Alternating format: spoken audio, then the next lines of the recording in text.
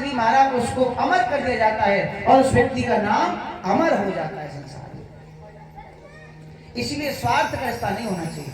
प्रेम किससे किया जाता है? संसार में सबसे प्रेम रखो, लेकिन मोह किसी से मत रखो। क्योंकि तुलसीदास जी महाराज कहते हैं कि मोह सकल व्याधिन कर मूला, मोह सकल व्याधिन कर मूला।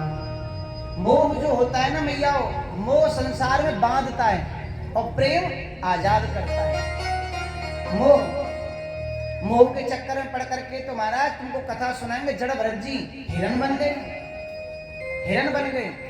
और मोह कभी किसी से नहीं करना चाहिए, प्रेम करना चाहिए।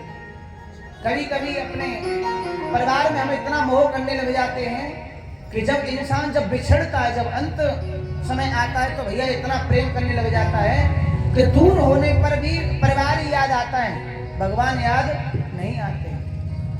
कभी मनुष्य नहीं सोचता भाई भगवान का भजन करो, भगवान का नाम लो। अंत समय आ गया, बुढ़ापा आ गया, बुढ़ापे में भी अंत समय पर भी उसे परिवार, बेटी बेटा, संतान, पति पत्नी, बच्चे, रिश्तेदार सब याद आते हैं। और मैं आपको सत्य बता रहा हूँ, किसी को अगर ये पता चल जाए कि 4 दिन बाद मृत्यु होने वाली है, तो अभी से फोन करना शुरू करेगा, मामा तुम आ जाओ, चाचा तुम आ जाओ, फूफा तुम आ जाओ, सबको बुला लेगा। ऐसा होता नहीं होता?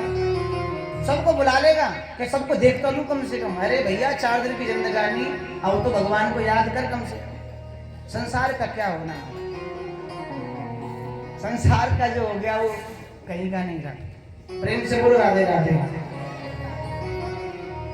इस प्रकार से उन्होंने कहा मैया भगवान शंकर कहाँ गए हैं, नजर नहीं आ रहे। मैया बोली गुरुजी वो बात छोड़ो, पर तुम ये बताओ तुम हमारे घर क्यों नहीं आते? माता बताया नहीं, संसार स्वार्थ का है। मैं तुम्हारे घर पर इसलिए नहीं आता क्योंकि संसार में सब स्वार्थी हैं, तो कदाचित तुम और भोले बाबा भी स्वार्थी होंगे।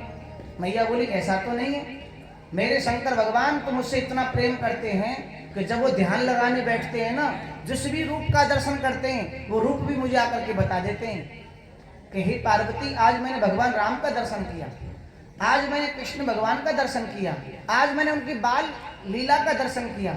मेरे भगवान शंकर तो इतना प्रेम करते हैं। और गुरुदेव आप कहते हो कि संसार के लोग स्वार्थी हैं, ऐसा तो नहीं है।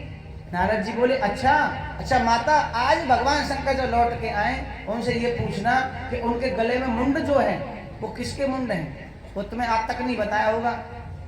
मैया बोली हाँ ये तो है, मुझे आज तक नहीं बताया कि मुंड किसके हैं, पर आज मैं जरूर पूछूंगी वो किसके मुंड गले में लटका के घूमते हैं। भगवान शंकर रास्ते में आ ही रहे थे कैलाश की ओर, और उसी समय नारद जी वहां से जा रहे थे। नारद